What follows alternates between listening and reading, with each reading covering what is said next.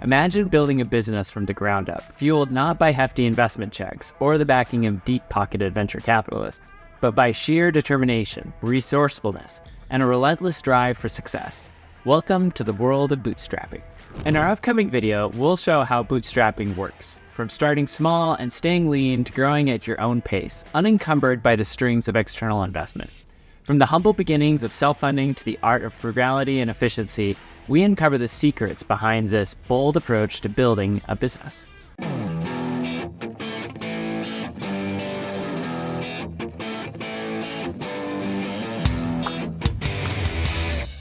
Before I jump into this video, I want to hear what questions you have about financing startups.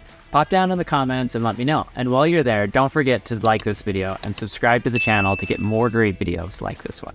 I'm excited for today's topic because so many potential and current entrepreneurs think that they have to raise money from venture capitalists.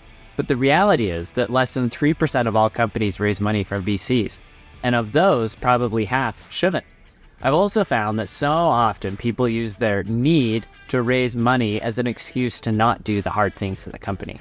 But the truth is, most of the wealthiest entrepreneurs in the world never raised money from VCs and instead bootstrapped their way to success. And stick around until the end and I'll share some alternative funding sources you may not have considered and why avoiding raising money from VCs can be so powerful.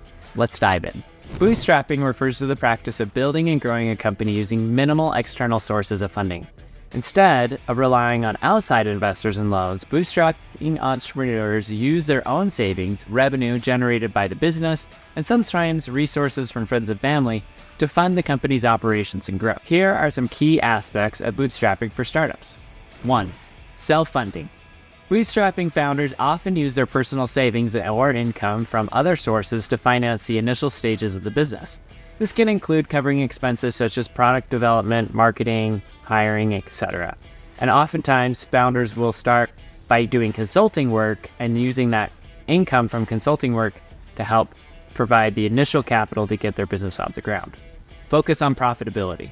Bootstrapped startups typically prioritize generating revenue and becoming profitable as quickly as possible. This means they often need to focus on creating a viable business model and delivering value to customers early on without the luxury of extended runway provided by external funding. What this means is you need to be really thoughtful about getting to profitability as quickly as possible. Frugality and efficiency. Bootstrapping requires entrepreneurs to be extremely resourceful and efficient in how they use their limited resources. They may need to find creative solutions to problems, negotiate favorable terms from suppliers, and minimize unnecessary expenses. This is actually an area that I really think is fun as a bootstrapped entrepreneur because you get to use some creativity in terms of how you figure out how to do things more affordably. Organic growth.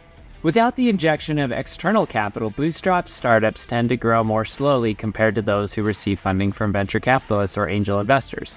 However, this can also lead to more sustainable and controlled growth as a company isn't pressured to scale rapidly at all costs. And as a venture investor who's backed hundreds of startups, I can tell you that entrepreneurs that don't have to worry about funding payroll tomorrow or having to grow super fast or else their business will fail are a lot happier and sleep a lot better at night.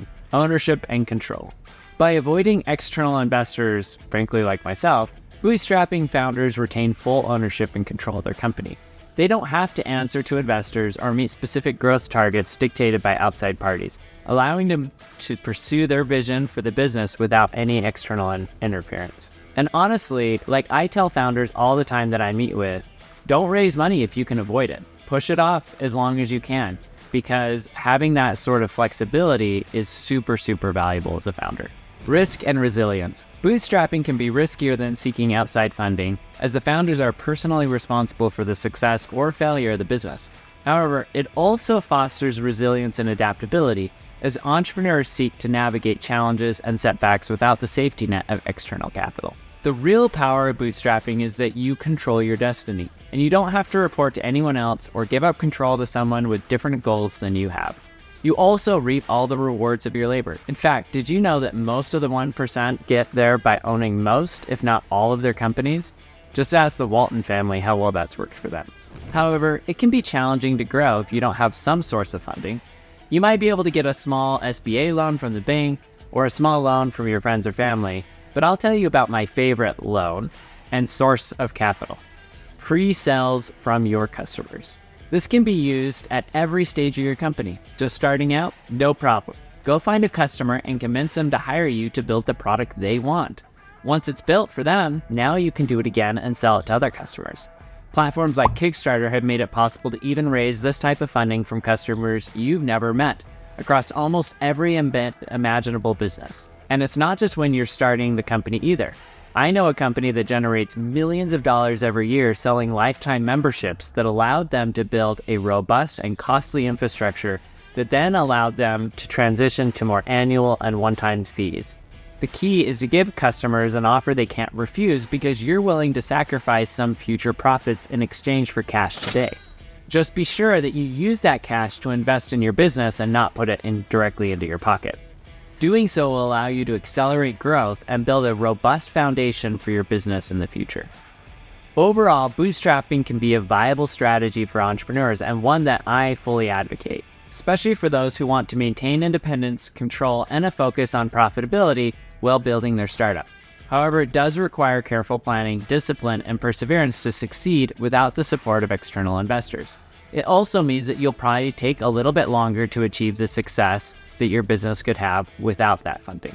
If you enjoyed this video, please like it and subscribe to my channel. If you have any questions or comments, I'd love to hear them from you in the comments below. I try really hard to answer every single comment. Check out my other related videos on this topic, like the one about startup funding from pre-seed to Series D.